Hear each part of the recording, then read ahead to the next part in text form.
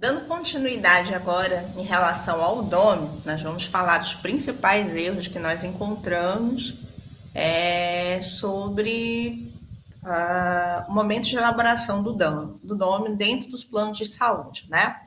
Pode ser que alguns programas e algumas políticas, e também isso serve de revisão, tá?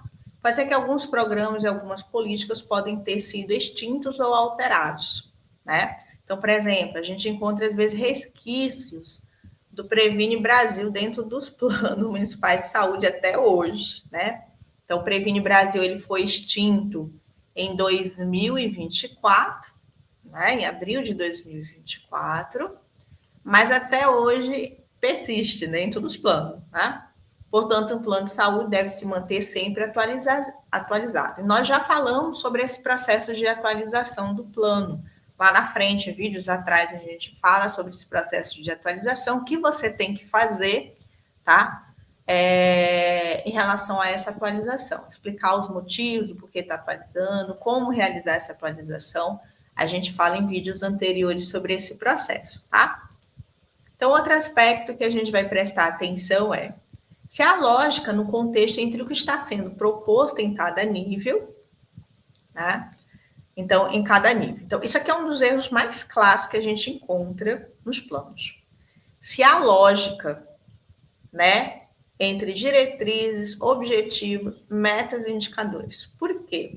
Porque na sequência a gente vê muitos erros ligados a diretriz e objetivo. Então, bota uma diretriz falando de um público-alvo e o objetivo é outro público-alvo. Ou um dos objetivos não tem nada a ver com aquela diretriz, tá? Uma diretriz vai ter vários objetivos, né? Vamos só recapitular aqui, ó.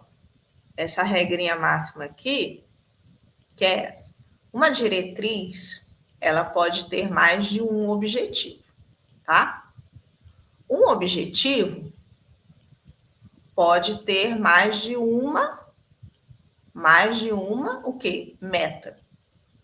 Ok? Então, o que acontece? Às vezes a gente tem diretrizes que têm objetivos, diretrizes diferentes com o mesmo objetivo. Às vezes a gente tem metas que se encontram em objetivos distintos. Então, um dos maiores erros que a gente observa é justamente entre diretriz e objetivo, tá? Entre, né? Não tem coerência, por exemplo, eu falo de uma diretriz sobre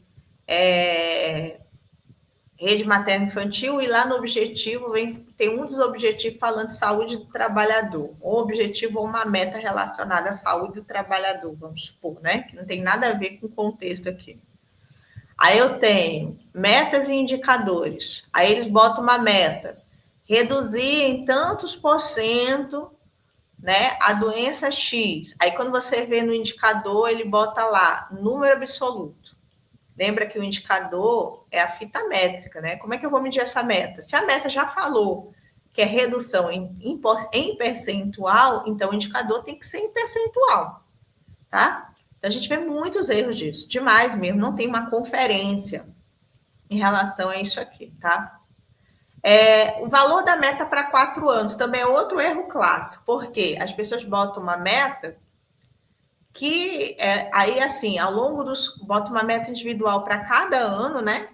Aí, quando chega nos 4 anos, em vez de ser 4, por exemplo, bota 5, né? Bota um outro número de resultado para a meta dos 4 anos. Então, é necessário ter uma conferência em relação a essa meta, né? E também se ver se esse quantitativo para 4 anos está claro mesmo, né? Porque às vezes eles colocam determinadas quantidades que ficamos em dúvida em relação àquele quantitativo, se realmente é para 4 anos, sabe? Principalmente quando você tem metas que falam de manutenção. Né? Então, por exemplo, manter 4 unidades. Aí você bota 4, 4, 4, aí meta para os 4 anos, 4. Entendeu? Então, assim, tem que ter uma lógica nessa meta, na meta, tá?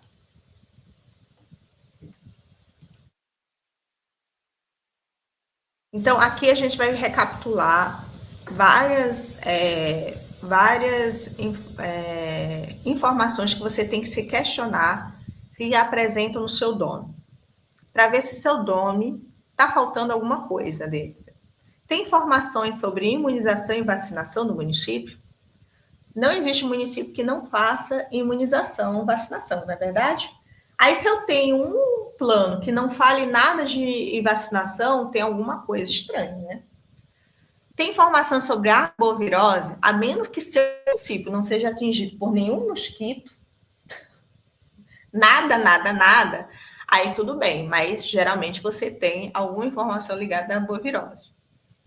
Tem informações sobre mortalidade por principais grupos de causa de óbito na região de saúde, indicando pelo menos 3 grupos de mortalidade. Então, quais são os principais grupos de mortalidade de causas, né? Grupos de causas de óbitos no local de saúde. Então, tem informações a respeito das mortes, de redução de morte ligada a essas causas de óbitos?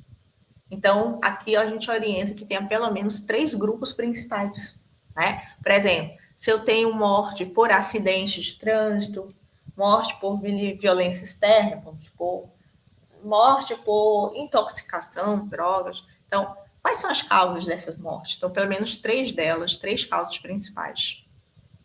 Tem informação sobre mortalidade materna infantil? Também é outra coisa relevante. Tem informações sobre linhas de cuidado e redes de atenção à saúde? Todo plano vai ter que ter falando alguma coisa sobre linhas de cuidado e rede de atenção à saúde. Então, por exemplo, a rede de atenção à saúde materna e infantil é uma delas, clássicas, né? Que a gente fala. Tem informações sobre programas aderidos pelo município? Isso aqui é muito importante, tá? Existem alguns programas que o município faz adesão e ele gera recurso financeiro para o município. Ou seja, o município, no momento que faz lá a adesão no e-gestor, por exemplo, ele vai receber recurso financeiro. Se ele recebeu recurso financeiro, tem que constar obrigatoriamente no plano. Então, essas adesões a programas de saúde em que geram recurso para o município, cai recurso fundo a fundo para o município, é obrigatório que conste dentro dos planos, tá? Tem informações sobre ações e serviços de saúde voltados para a população vulnerável, Bolsa Família, população de rua, negro, indígena, migrante? Isso é bastante relevante. Bolsa Família, por exemplo, ele já é obrigatório dentro da atenção primária, né? Idoso, criança, isso aqui também é população vulnerável. Então, tem que ter informações voltadas para a população vulnerável de algum nível, em algum nível, mas é obrigatório ter praticamente. Tem informações sobre implantação de novos serviços de saúde? Aqui é um clássico que acontece. O que acontece? O município ele vai colocar novos serviços de saúde. Olha, a gente vai implantar, por exemplo, um centro especializado de reabilitação, ou um centro de especialidade odontológica, ou uma UOM, uma unidade odontológica móvel, né? Enfim, uma academia de saúde. Então, ele vai implantar um novo serviço e ele não informa isso no plano em canto nenhum, nem nas atualizações do plano. E tudo isso envolve, mais uma vez, recurso financeiro. Se eu estou implantando um novo serviço, eu tenho despesas financeiras, eu recebo recurso federal, eu tenho despesas financeiras, o conselho avalia esses novos serviços também no plano. E cadê esses novos serviços dentro do plano? Tem que constar. Tem informações sobre ampliação de cobertura da atenção primária? Né? Uma das metas clássicas de atenção primária é a cobertura dela. Né? Então, é interessante que fale sobre essa cobertura. Tem informações específicas relacionadas à saúde bucal? Por quê? Porque existe um componente específico, inclusive de financiamento voltado para ele. Né? Tem informações sobre ações e serviços de vigilância em saúde, outra fonte de recurso financeiro, de transferência fundo a fundo do Ministério para os municípios. Outra transferência fundo a fundo, né? Serviço de urgência e emergência. Todo município tem que falar de serviço de urgência e emergência. Como é que eu estou gastando o custeio que eu recebo De urgência, o incentivo que eu recebo de urgência e emergência, como é que eu estou gastando? Tem que constar no plano. Assistência farmacêutica, todo município recebe em algum grau, né? Tanto do nível federal quanto do nível estadual, dinheiro para comprar medicamentos. Então, consta informações sobre isso no plano? Informações sobre regulação. Outro item que é esse da regulação, geralmente, ele é muito desprezado, tá? Aí, o que acontece? É um dos itens mais importantes que gera também despesa financeira e não tem nada falando em regulação. Porque, por exemplo, se eu falo sobre urgência e emergência, que é o serviço de SAMU, SAMU é regulação, né? E as outras formas de regulação, como transporte elegível sanitário? Está falando isso a respeito desse transporte? E outros custos que eu tenho para transportar o cliente, fazer uma TFD municipal e outros tipos de custos que eu tenho em relação à regulação, certo? Ofertas de exames, o município faz ofertas de exames da especializada, né? Em que ele tem que realmente fazer o deslocamento daquele usuário para um outro município ou para a capital para ter assistência médica. Ele fala esses custos aqui?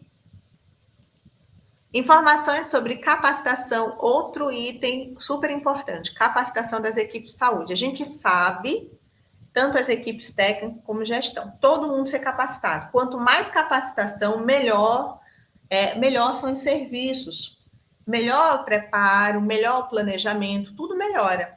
E a gente sabe que um dos maiores investimentos que vem acontecendo no governo federal e também nos municípios, as maiores despesas em cima de capacitação, tá? Porque é necessário, ainda mais porque a regra do jogo fica mudando o tempo todo, eu tenho que manter as equipes atualizadas sobre sistemas, sobre as portarias, né? O Ministério pede muito portaria, então é necessário ter uma equipe atualizada, informada, sabendo como faz aquilo dali da forma correta, além dos conhecimentos técnicos de saúde mesmo, de cada categoria de saúde, né? É importante. Tem informações sobre implantação e uso de telesaúde? Isso aqui é muito importante também e vem crescendo ultimamente a telesaúde, mas isso não vem, a gente não vem mostrando transparência no uso dela através do programa SUS Digital, né? Então a gente já sabe que não tem mais o Informatiza SUS, APS, né?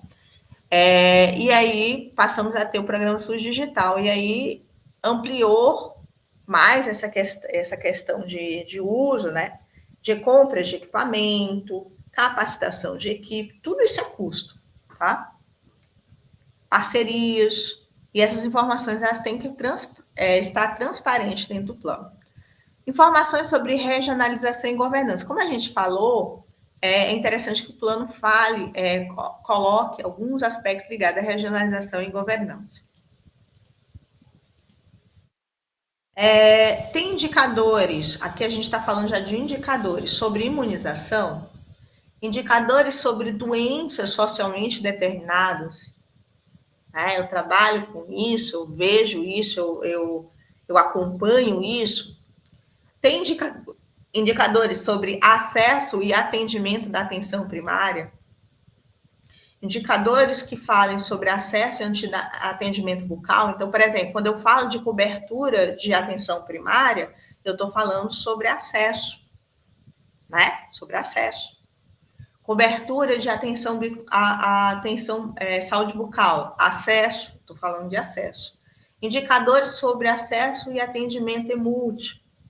Tem indicadores sobre acesso e atendimento da população vulnerável, que é muito importante, relevante, vem crescendo isso no passar dos anos.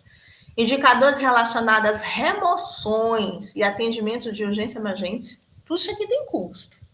Manutenção do veículo, limpeza do veículo, manutenção de uma base SAMU, tudo isso tem custo.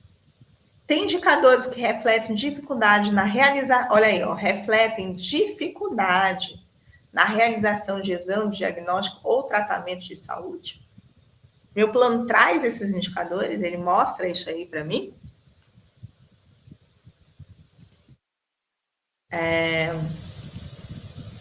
Continuando, porque parece que a lixa não quer acabar.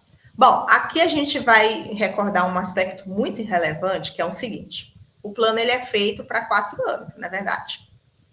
Ao longo desses 4 anos, a gente tem recurso que é proveniente de emenda parlamentar, recurso que é proveniente do PAC Saúde, que é o plano de aceleramento, tá?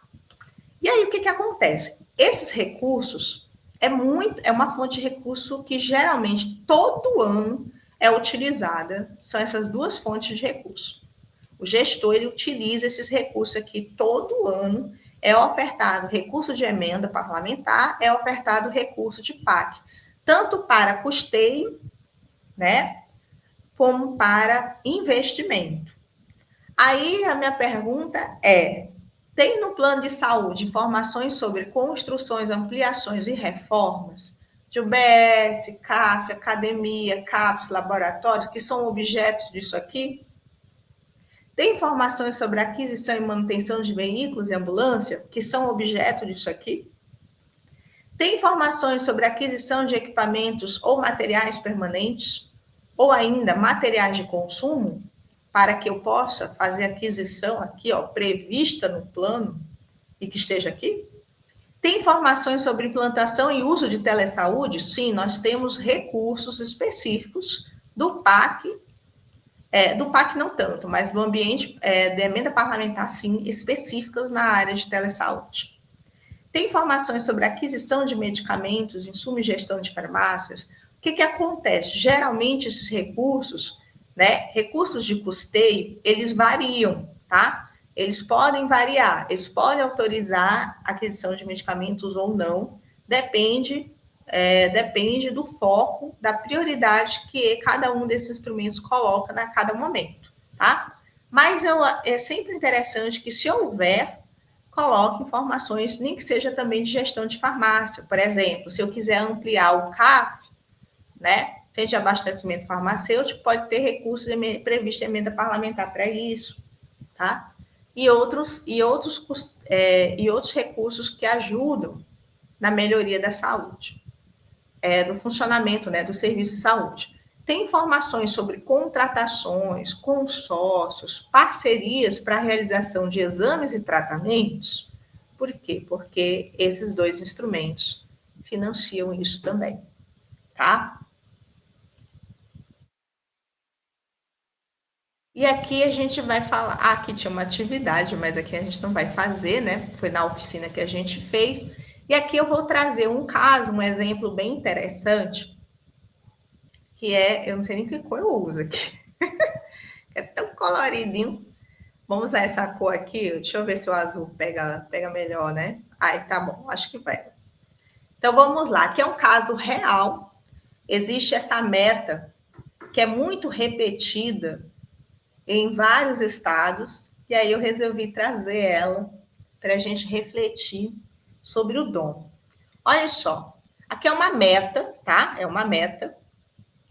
E aí ele fala assim: a meta é realizar no mínimo um teste de sífilis nas gestantes usuárias do SUS. Essa é a minha meta.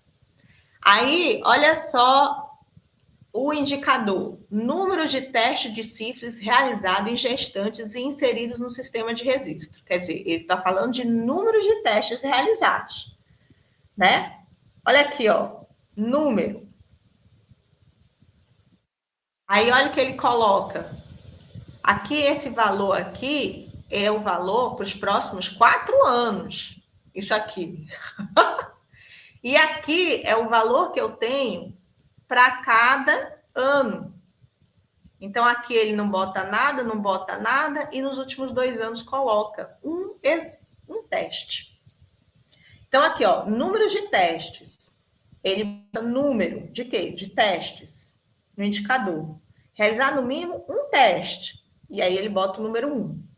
E aí a minha pergunta é exatamente essa: realizar somente um teste anualmente? Eu vou realizar um teste anualmente?